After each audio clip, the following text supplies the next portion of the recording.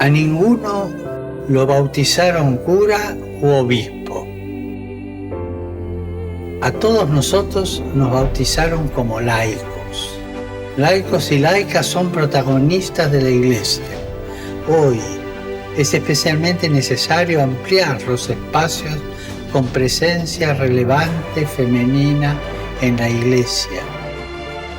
Y con presencia laical, se entiende, pero subrayando lo femenino, porque las mujeres suelen ser dejadas de lado.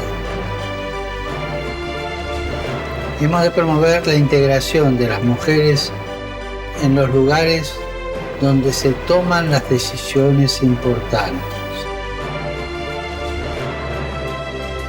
Recemos para que en virtud del bautismo los fieles laicos y las mujeres en una manera especial participen más en instancias de responsabilidad en la Iglesia,